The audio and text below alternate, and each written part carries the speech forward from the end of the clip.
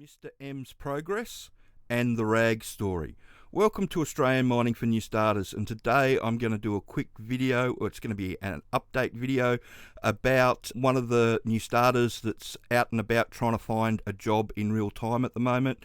I had a talk to him last week and he's more than happy for me to tell his story under the pseudonym Mr. M, and yeah, I just wanted to share it with you guys, and I'm going to do a story at the end too that's pretty funny. Alana on the Win-Win page asked the other day, what's some of the weirdest and the craziest things that you've happened on site before, and yeah, I've got a rag story that's pretty wild, so I'll tell that at the end.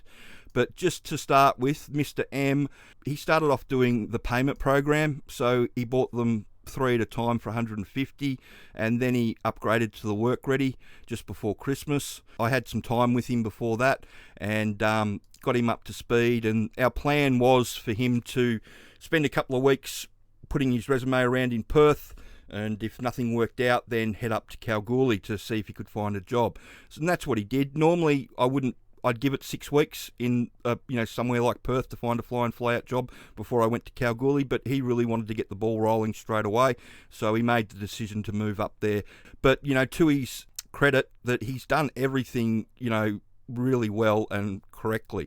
So he studied really hard, the information just drips off him, he understands what's going on in the mine. And one of the reasons why he wanted me to talk about this is because the interviews that he's done over the last 2 weeks, he's in the stages of doing medicals for multiple jobs at the moment, because he was able to talk to the foreman or the project manager or whoever was in charge, and he was able to answer those basic mining questions.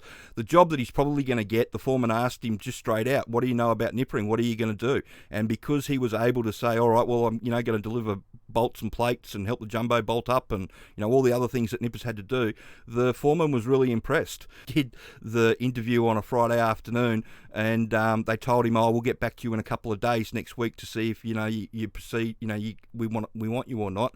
And he ended up getting a phone call at 8 o'clock on Monday morning to schedule his 2 medicals in that he had to do. So it just gives you some idea of the power of actually being able to talk to the employers about what you're going to be expected to do down the hole. And again, the intro to underground mining, all the information in the courses, it's all designed to help you do that, so you can do that for yourself and make that jump, make that path for yourself. So I just wanted to do an update with Mr. M, and I'll let you know how he goes in the future. But yeah, and the other bit of advice that he took that really well is that even when you've got one job going at once and that somebody wants you, don't stop applying for other jobs, because you'll be surprised how many times jobs actually fall out from underneath you for whatever reason, personnel change, management change, whatever goes on. That a good rule of thumb to keep the mining gods on side is just to keep applying for everything until you're actually on site. And then you can always, if someone offers you another job, you can always tell them, no, sorry, thank you, I've already got one. But it's a lot better saying no thanks than being stuck in a situation where the job that you thought you had doesn't exist anymore. So that's my take on that, and thank you to Mr. M for letting me share his story. So next is the rag story. So Alana, like I said, Alana asked me to do a little story for you guys about some of the craziest shit that I've seen on a mine site before. And so this goes back to 96, and when I'd only been in the game for, I think, about 18 months. I think I was driving a truck or service crew truck or something like that. But anyway, back in the day, we used to do day shift first and then night shift on the 12 hours. So this was the end of the swing. It was night shift. A truck broke down in the decline, and in those days there really wasn't a such thing as crib. You used to eat your crib in the truck, or you'd stop for 5 minutes and eat it really quickly and keep on going. We were working for one of the big contractors back in the day, which will remain nameless at this stage. And the pressure was on to get the job done. So in fact, on the last shift with the truck blocked in the decline because it blew a hose, most of us were up on the surface sitting out the front of the workshop on the benches, just having a quick something to eat and enjoying the night sky, when all of a sudden these 2 utes scream into the workshop doing well over the 25 k's that they're supposed to be doing, and out pour 2 people from each side of the ute, and they start punching on. And so we had to separate them, and instantly we're looking at each other going, what the fuck happened here? Because when you start punching on, it's instant dismissal for both people as soon as you do it. So anyway, apparently they got dragged into the office that morning before we got on the plane. They punched on again in the office, which was very unusual. And we'd heard on the way to the airport that they'd punched on the office. Most of us didn't believe it. At those days too, it wasn't a big plane going out. There was a small plane to Kalgoorlie and 2 small planes to Perth.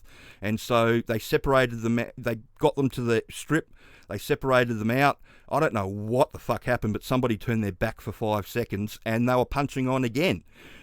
And so they punched on again and had to be separated at the airstrip. And then when that happened, they got them on planes, got down to Perth. I was flying out to the eastern states to go back home to see the family.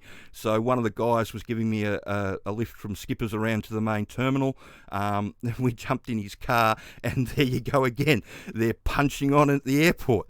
And so apparently this is the 5th time that they punched on, because they originally punched on down the hole where the thing first happened. So I can hear you asking, what caused all this shit? So what happened was the fitter fixed the hose, grabbed a rag out of the bottom of the truck driver's cab, wiped his face with it, and got covered with a face full of baby batter. And instantly took offence at it, punched the truck driver in the nose, who took offence at being punched in the nose, and it just blew up to what I talked about from there. And it's one of the wildest things that I've come across on site.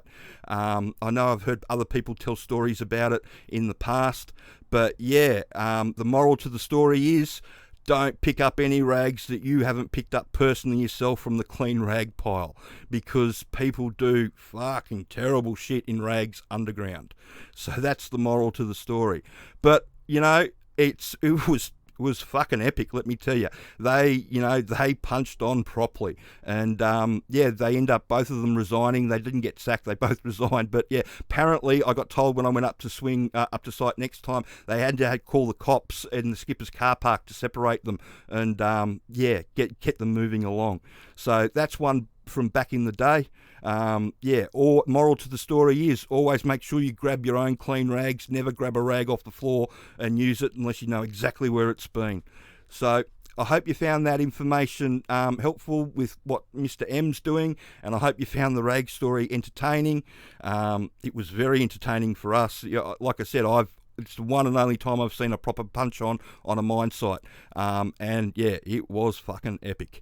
So I hope you enjoyed that. And if you've got any more questions and you would like anything else more specific, just please let me know. And if you like the stories, let me know. I'll look at telling a few more. Thanks.